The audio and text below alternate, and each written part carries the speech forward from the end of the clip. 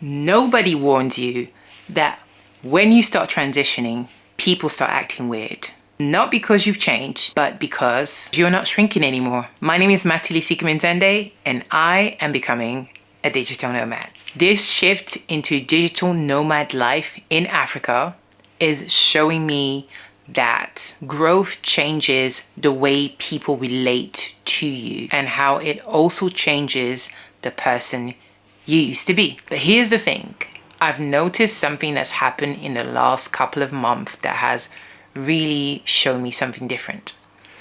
Ever since I've decided, okay, let me take you back. 3 years ago, I decided that I was going to move out of London. I didn't know how, I didn't know where, but I started doing the research and I came across quite a lot of places that were ideally very interesting to where I wanted to go.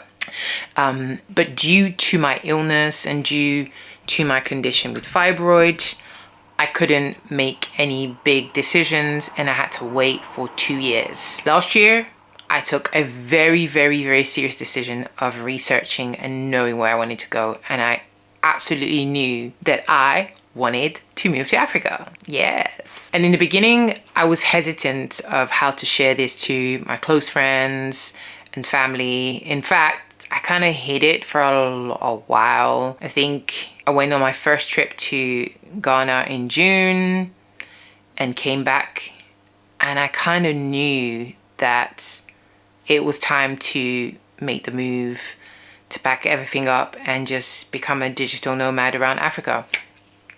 But I didn't know where to start. And when I finally knew, I was hesitant of how to share this. I do remember that when I started telling some of my friends, especially close friend of mine, the relationship really started to become more distant to the point when there is no relationship no more. And I know it's a hard, difficult thing. I definitely believe that some of you understand what that's like because you're going through your own current transition. Maybe you're starting a business.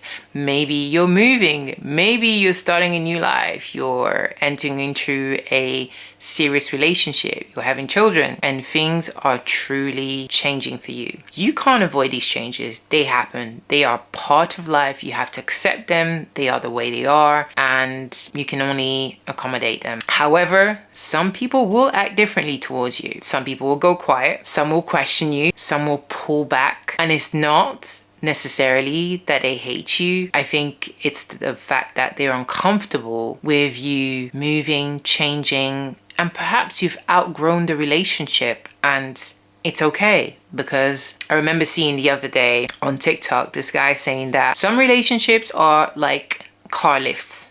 You know, when you ask someone to give you a lift and they say, yeah, sure, no problem, I'll give you a lift down to your house. You get to your house and you really enjoy the conversation and you don't want to get out of the car and you keep talking and talking. And this person literally just wants you to leave the car, right? But you're not leaving the car. So now they continue to drive a little further down and now they're further away from your house and then you have to leave the car, but then you have to walk back. The second thing I've realized and I'm learning to understand is that fear is the only thing that can stop you from moving forward. And I guess it's not just any kind of fear.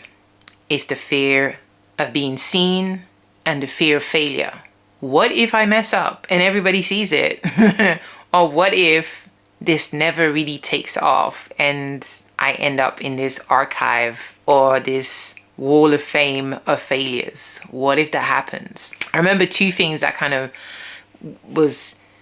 had me on the edge of moving and traveling to Africa was the fact that my mom, when she was alive, made a move to Africa and it didn't turn out really well for her. And I have a friend who had the same experience, but I don't know, maybe I'm crazy. But there's loads of people who move to Asia, China, Dubai, and they do really well. So why not me? If you must know something about me, I have been wanting to be a digital nomad for all of my life. Well, maybe not all, 10 years of my life. When I first started working online, one of the biggest reasons why working online was so attractive was because I wanted to be a digital nomad. So I guess I can now tick this off my bucket list. Here's what you also need to do. Fear can delay action by making you overthink and by making you wait for the right time. And the truth is, there is no right time. In fact, everything is right. Everything was made right. It just needs you to walk into your opportunity. Transition also exposes your identity and will test your courage. I have been nervous about packing, organizing, and closing accounts just because it just felt quite overwhelming for me. And as an introvert, it's easy to think, okay, I can't do this. It's not gonna happen. It's just too much. It's overwhelming. Maybe I should just give up. And I guess all of this came because I just did not believe that I could do it myself. I did not have the courage, and the overthinking just kind of took over my brain, and I was just overthinking everything, that it would go wrong. And it's taken a lot of planning. I have to say, a lot of planning has gone into it, a lot of prayers, a lot of strategies. And through being organized about when to pack my things and when to close certain accounts and when to move things on and how to relocate things on my website, it has made me realize that I can actually do this. It made me see that I was not that person that I thought I was, and that perhaps now I'm becoming this newer, better version of myself, which was just waiting for me to happen, really. I have to say, it's not perfect, okay? It's very messy, it's emotional, but it's also brave, very, very brave. At the same time, change requires that I stay visible, that I don't disappear through all the things that's happening to me at the moment. So, if you are going through a transition, here's my advice. If your friend disappears or your circle changes, don't panic. Don't fall into a depression. It is part of life. Accept it, because it is what it is. Number 2, embrace the fear. Fear means that you care. Do everything afraid. Number 3, be brave. Be brave, be bold. Look at the person in the mirror. Sometimes being in the silence when everyone leaves and you are by yourself, it gives you time to look at yourself in the mirror, look at that version of yourself and decide, can I be her? And finally, use the SHINE method. The SHINE method is the method that I use for public speaking, for speaking on camera, for even speaking in challenging situations. S stands for shape what you say. Plan everything ahead of time. Before you go out, whatever you decide to say, plan it. And guys, I promise you it will work.